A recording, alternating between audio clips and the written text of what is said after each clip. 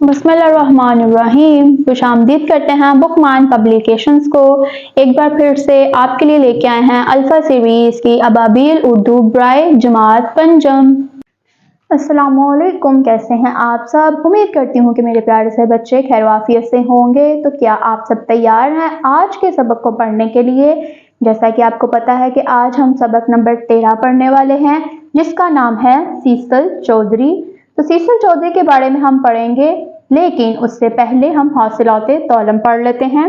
اس سبق کی تدریس کے بعد آپ اس قابل ہو جائیں گے کہ سن کر گفتگو کے اہم نکات کو سمجھ کر بتا سکیں، متن کی تفہیم کے لیے اسے درست تلفظ اور روانی سے پڑھ سکیں، غلط فقرات کو درست کر سکیں، مترادف اور متضاد کے فرق کو سمجھ کر لکھ سکیں، لغت میں الف بائی ترتیب سے الفاظ تلاش کر سکیں، لغت کی مدد سے الفاظ کے معنی تلاش کر سکیں، بچوں کے رسائل اور اخبارات یا اسکول میگزین میں اپنی کاوشیں بھیج سکیں۔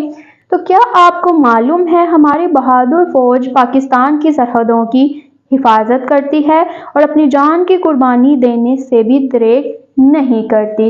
تو آئیے اس سبق کے تلفظ سیکھتے ہیں، جو کہ یہ ہیں: مارکو، ایندھن، ایئر بیس، پیراشوٹ، ڈیپوٹیشن، اقلیتوں۔ تو آئیے پڑھنا شروع کرتے ہیں سیسل چودھری کے بارے میں۔ سیسل چودھری 27 اگست 1914 کو ڈھلوال، پنجاب، پاکستان میں پیدا ہوئے۔ آپ کے والد کا نام FE چودھری تھا، جو پاکستان کے پہلے فوٹو جرنلسٹ تھے۔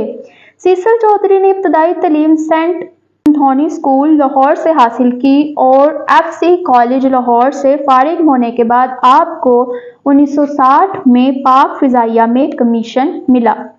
سیسل چودھری نے 1965 کی پاک بھارت جنگ میں کئی اہم معرکوں میں حصہ لیا۔ ایک مرتبہ بھارت کی فضا میں لڑے جانے والے ایک معرکے میں سیسل چودھری کے جہاز کا ایندھن بہت کم رہ گیا۔ سرگودا ایئر بیس تک واپسی ناممکن تھی۔ جہاز کو محفوظ علاقے میں لے جا کر اس سے پیراشوٹ کے ذریعے نکالا جا سکتا تھا، مگر ایک جہاز پاکستان کے لیے قیمتی تھا۔ حاضر دماغ سیسل چودھری نے ایک انتہائی جرأت مندانہ فیصلہ کیا۔ آپ بچے کچے ایندھن کی مدد سے جہاز کو انتہائی بلندی تک لے گئے اور پھر اسے گلائیڈ کرتے ہوئے سرگودا اتار دیا۔ اس سے پہلے کسی پاکستان ہواباز نے جنگی جہاز کو گلائیڈ نہیں کیا تھا۔ اس جنگ میں سیسل چودھری کے دلیرانہ کارناموں کے اعتراف میں انہیں ستارۂ جرأت دیا گیا۔ 1971 میں سیسل چودھری جنگ کے لیے سرگودا ایئر بیس پر تعینات تھے۔ بھارتی حدود میں ایک مشن کے دوران میں آپ کے جہاز میں آگ لگ گئی۔ آپ نے پیراشوٹ کی مدد سے چھلانگ لگا دی اور عین پاک بھارت سرحد پر بارودی سرنگوں کے میدان میں اترے۔ آپ کو پاکستانی مورچوں تک پہنچنے کے لیے محض 300 گز کا فاصلہ طے کرنا تھا۔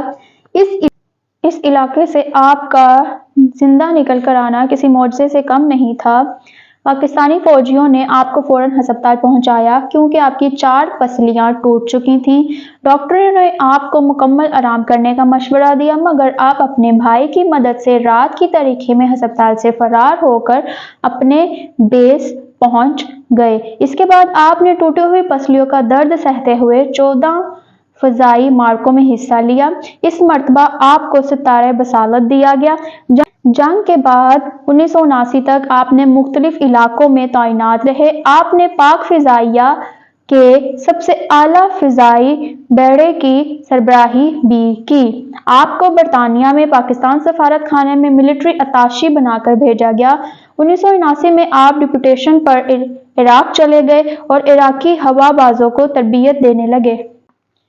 سیسل چودھری نے 1986 میں پاک فضائیہ سے ریٹائرمنٹ لی اور شعبۂ تعلیم سے وابستہ ہوئے اور کئی برس تک سینٹ انتھونی اسکول کے پرنسپل کی حیثیت سے فرائض انجام دیتے رہے۔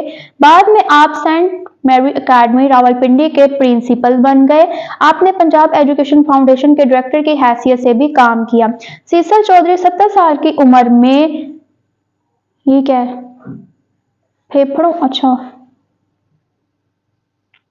70 साल की उम्र में फेफड़ों के सरतान की वजह से 3 अप्रैल 1912 को लाहौर में इंतकाल कर गए।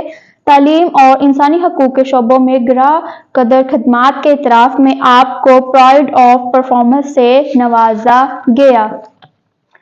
तो जी मेरे बच्चों, ये था हमारा आज का सबक जिसका नाम था सीसल चौधरी। आज हमने सीसल चौधरी के बारे में पढ़ा कि वो क्या थे और उन्होंने क्या क्या किया।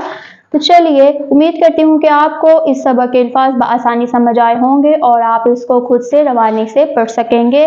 तो हम आपसे मिलेंगे अगले चैप्टर की रीडिंग के साथ। तब तक के लिए अल्लाह हाफिज।